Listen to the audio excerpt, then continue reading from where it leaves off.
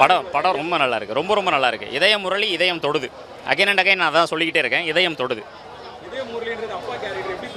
இல்லை அதுதான் அவர் பேரை காப்பாற்றுற மாதிரியே அவர் இதயத்தில் என்ன பண்ணாரோ இவர் நம்ம இதயத்தை தொடுற மாதிரி அதையே பண்ணியிருக்காரு.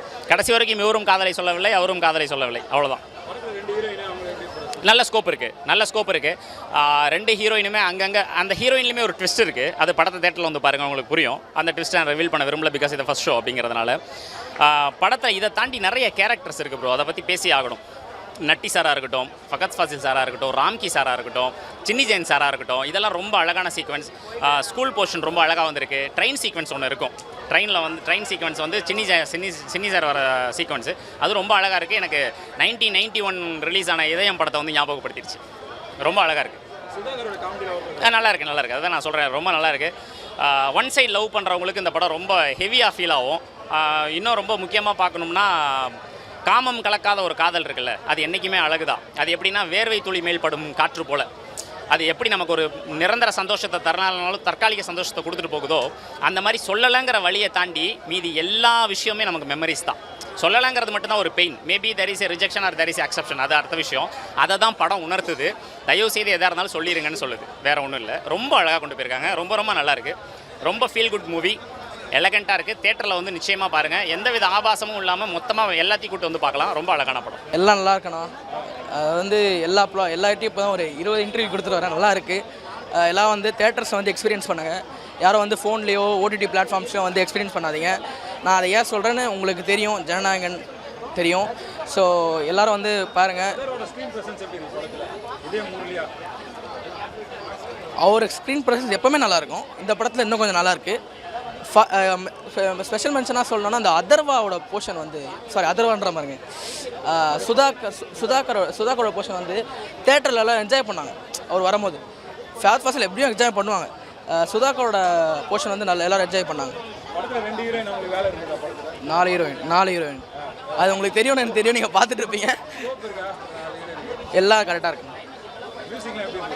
சூப்பராக இருந்துச்சுண்ணா. அதாவது ஆனால் தம்மன் யூஸ் பண்ணுறதுக்கு பதிலாக வேறு யாரும் யூஸ் பண்ணிக்கலாம். அவர் மியூசிக்கில் இருக்கு நல்லா இருக்குது. அவர் இடத்துல நல்ல ஆக்டர்ஸ் நிறைய பேர் இருக்காங்க. ஸோ அவரை வச்சு யூஸ் பண்ணிடலாம்.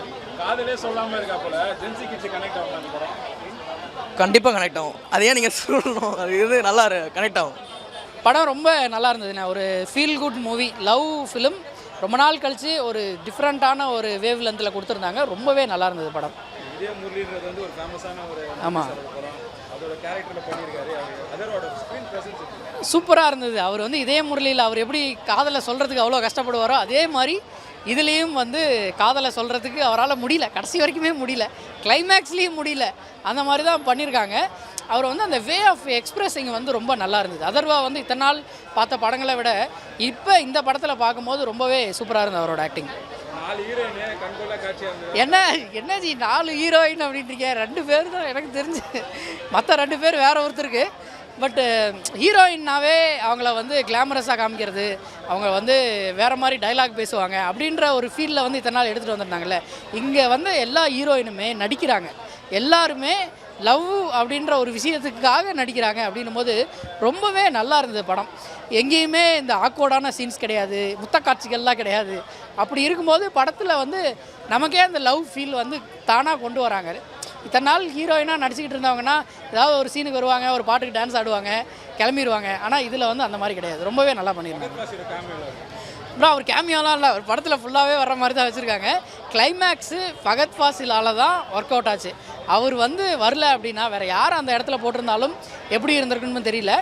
கிளைமேக்ஸுக்காகவே படத்தை இன்னொரு தடவை பார்க்கலாம் அப்படின்ற மாதிரி ஒரு நல்ல ஃபன் ஃபீல்டாக கொண்டு போயிருப்பாங்க. அவர் வந்து இத்தனை நாளாக ஏப்பா அவரை படத்தில் யூஸ் பண்ணாமல் இருந்தீங்க அப்படின்னு கேட்குற அளவுக்கு காமெடி வந்து நல்லா பண்ணியிருக்காரு.